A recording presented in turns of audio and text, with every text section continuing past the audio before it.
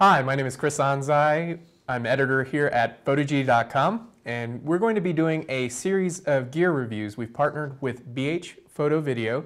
You can find them at bhphotovideo.com. Today we have the ABRL 160 Slave Flash by Impact, and it is a very affordable flash. What actually attracted us first to this unit is that it is a flash that only costs $84.95, and it has an LED modeling lamp. Now, there are many advantages and disadvantages to this light, but we think it's perfect for the beginner starting their own studio setup, and we'll tell you why here in the next few minutes. One of the features that I want to point out first about this flash that I've already mentioned is the LED modeling lamp. It does not get hot, and it's fairly bright, as you can see as I turn it on. This flash, one of the disadvantages is that it only has two settings. There's full power and half power. There are other advantages to this flash. It's really lightweight. It actually weighs just about the same size, same amount as a speed light does with batteries in it. So it's about 1.5 pounds, easy to pack, very compact, so if you need to take it on location somewhere, you could put it in a case or a bag and it'll do just fine. It's pretty durable. One other key feature that we like about this is that it's not only a slave flash, but you can fire it directly with a sync cable or a pocket wizard or other transmitter that you may have. It has a standard 3.5 millimeter audio jack. Another great feature about this slave flash is that you can mount it to any standard 5/8 stand. Now we're going to show you the key features of this ABRL flash. It has a very simple, easy to use button layout. There's an on-off switch right here for both the flash unit and the modeling light. So this unit has two power settings. The first is half power, and this is with the modeling lamp on. And as you can see, it's a bright LED light. And here is with full power. It also has a discharge button, so when you do use the flash, I'm going to go ahead and fire it. You can discharge any leftover energy that's stored in the flash. Now, this also has an input for a 3.5 millimeter device, so that could be a sync cable, that could be a cable to a transmitter like a pocket wizard. We actually use these with pocket wizards, and we're going to show you that a little bit later on in the video. The other feature it has is it will show you when the flash is ready to be fired with these three top colored buttons. I'm going to go ahead and discharge again. Let me turn it on real quick. The green light means it's ready to be fired. And then you'll see another orange light right here that kind of shows you if there's any leftover energy within the unit. Now, I'm going to show you the top of the unit, or the front of the unit. It has a nice ring right here for the flash tube, and you can see the little LED bulbs. If you can't see them in the video, there will be pictures of this unit that will show you the front face of this unit. It comes with a standard circular mount. It doesn't have any locking mechanisms on it, so you won't be able to use other accessories. That's one of the drawbacks we saw on this light, is it doesn't have any locking units for, let's say, Policy Buff softbox or a Broncolor accessory, but it does have a unique feature on it, which is basically what we call a built-in speed ring. So you'll see slots around this unit. Basically, we'll show you later how a softbox or another accessory will fit onto this unit using these slots with this built-in speed ring. This also has a standard swivel mount to it. Goes up and down fairly easily. Makes a little bit of noise, but that's okay. Standard 5/8 socket right here, so you can put it on just about any stand. And that's pretty much it for the features on this unit. We're going to next show you some comparisons between this and an Alien B, and later on in the video or later on in the article we'll show you the results between this and an Alien B and even a Broncolor strobe. So for this next section, we're going to review the ABRL with a Alien B B800. Now we would normally compare it with a B400 because it has the same wattage. So a B400 is 160 watts seconds, whereas the B800 is 320. So it's double the power, but for now, just for comparison's sakes, the units look exactly the same, and we're just going to compare this B800 to this ABRL slave flash. So the main key difference is obvious is the size and the weight. Obviously, the B800 is going to be a lot heavier than the ABRL. It's got more internal components. The other main difference is that this unit will have variable power outputs. I think it's up to 7 stops, whereas the ABRL only has the full power and half power settings. The other advantages of the B800 is that it does come with a mounting mechanism that's easy to use, whereas the ABRL has the slots. We'll show you how the slots work here in a few minutes. So as you can see, that the B800 doesn't have an LED modeling lamp. It has a looks like a quartz lamp that gets very, very hot. We've actually burned our hands trying to change lighting modifiers like grids or snoots because the modeling lamp would heat up the unit so fast. Anybody who owns these will tell you that that has happened to them. Now with this unit, you won't have that problem at all. It stays cool. I can even fire it and touch it. No problem at all. It's not hot. It doesn't burn my hand. It's perfect for beginners, especially people who don't know how to handle lights. So with the B800, it comes with standard 105, 125 VAC outlet, whereas this unit does not come with an outlet to plug in your power strip with. So it's just one continuous unit where the power cord is built into the unit. That's pretty much the main differences.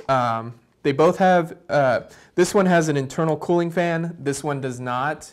So we're not sure how many flashes you can fire with it overheating, but so far we haven't had any problems with this unit overheating. Whereas this has a fan to cool it down when it gets a little too hot, but probably due to the modeling lamp that is built into it. So now we're going to show you how to attach a softbox to this ABRL unit.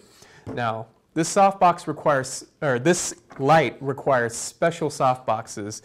One comes in a 50 by 70 centimeter or 50 by 50 centimeter dimension.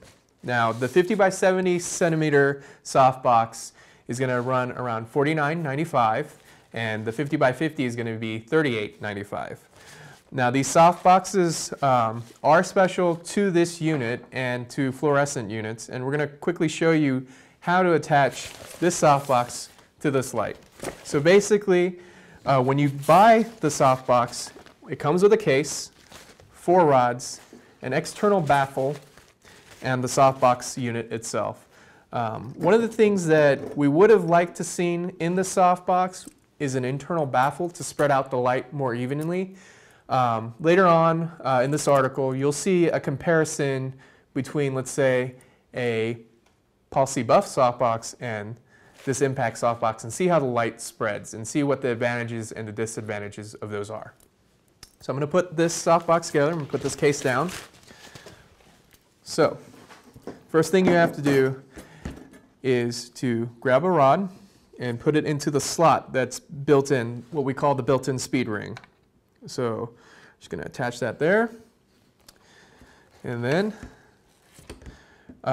actually, let's start all over. We're going to go ahead and put the softbox on and then attach the rods because it makes more sense that way. So.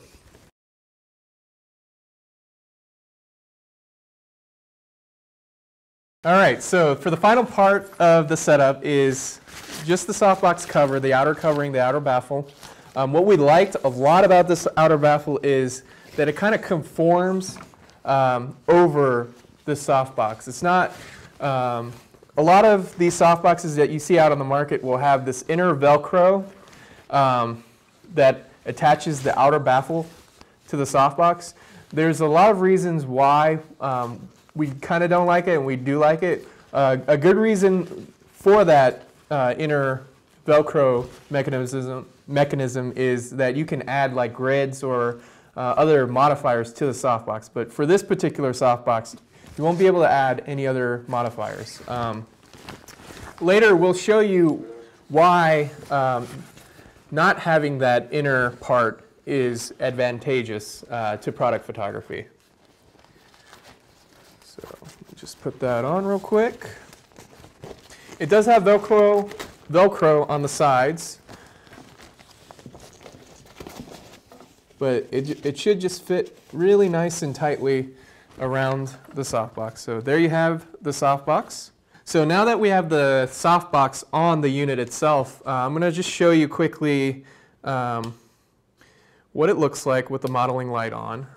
So let's see, is this plugged in? There we go. And so that's half power and that's full power.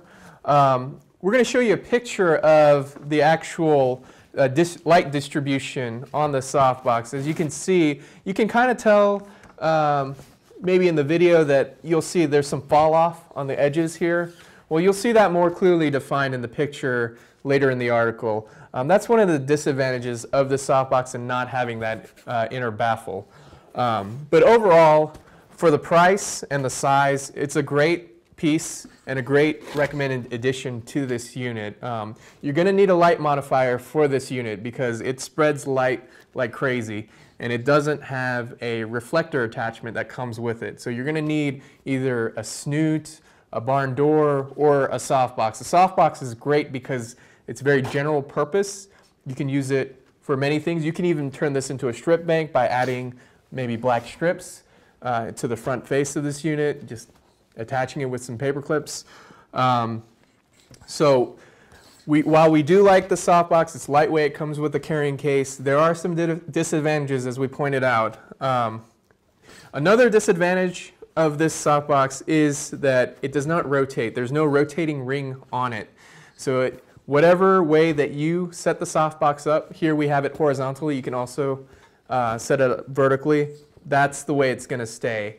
And later we're going to show you a little workaround that Alex and I found by using a swivel umbrella to control the light and control the direction of the softbox when you are using it. All right, guys, so now we're going to show you a demonstration on how to use the ABRL slave flash. We have a simple lighting setup here. What we're going to do is we're going to take a photo of some shoes to show you the texture and the depth of field on the image. So we have the ABRL with the impact softbox on the left side and just a simple foam core board just to bounce off that softbox to fill in the shadows on the left side of the shoe. Okay? So quickly I'm going to go ahead and we're using Alex's nice Hasselblad, but you can use a 35mm camera. Just to give you the quick specs here, we have it at ISO 50, so most DSLRs are set to ISO 100 as the lowest ISO setting, but with this Hasselblad, we have ISO 50. The depth of field is around f20, f22, and it's going to be shooting at 1/200th of a second x-sync speed. So you're going to see how bright this light is going to get after we take that shot. So I'm going to go ahead and push the shutter, and you'll see on the screen the shot of the shoe when it comes out. All right, so there's our first shot, and as you can see, f20 is more than enough aperture to light up this product. I think you got half power. Ah, crackers. Actually, we have it here at half power, just to demonstrate to you what the lighting would be at half power. I'm going to switch it to full power and then go ahead and click the shutter again for our second shot. I'm going to shoot one more time. And the image should be coming up shortly, and you'll see how nicely lit it is. And there we go. As you can see through the image, it has got a very nice, you can see the nice textured parts of this shoe. You can see F20 is more than enough for the shoe to light up the subject. And if you're using a standard DSLR, which this is very compatible with, I used it actually with my old Canon T3 and it worked perfectly. You'll have an even brighter subject because your ISO is going to be up to ISO 100. So as you can see that it has very nice detail. This light can compare to any other light of its wattage. And one thing that I didn't mention earlier is the color temperature. We actually did a comparison, and you're going to see images in the article with the comparison between the Broncolor, between the Alien B, and between the ABRL impact light. And you'll see that the cheaper impact light had a closer color temperature to the Broncolor, which is like 10 times, 11 times more expensive than this light itself. So this is a great value for those who are just starting off. You don't have much money and you need a good light. It's a lot better than using a speed light because you won't have to change batteries, it won't overheat on you, and the recycle time will stay consistent once you're using it. Okay, so now let's summarize what we found this softbox to be useful for. We found that this softbox, for the price, is awesome for product photography, and because of its size, it'd be very advantageous for a product photographer. Alex and I have seen a lot of photographers struggle because their light modifiers are so large. The spread of light is hard to control. With this little softbox, you're more able to control that light. It's a lot easier. Plus, it's not going to set you back thousands of dollars. Let me give you a prime example of that. Back here, we have this Broncolor box. This is going to retail around $3,000. Now, what's great about this box is that it spreads the light evenly along the plane right here. And it's great for product photography. It's a very specialized unit, but for only maybe 150 bucks total, you can get very nice results with this type of softbox where it has no dark edges and it's a flat plane, just like this Broncolor unit. Another thing that we found is that we really wish that there was an internal baffle here to spread the light out a little bit more, just for a few extra dollars. If Impact could add that accessory, it would certainly help make a uniform light. The reason why this unit costs $3,000 is that it is one of the best light modifiers of its type, where it spreads the light uniformly across this plane, whereas the most expensive softbox you ever buy is not going to have a very uniform amount of light on it spread evenly across this plane, the front panel. So that's why this unit costs so many more times more than this unit.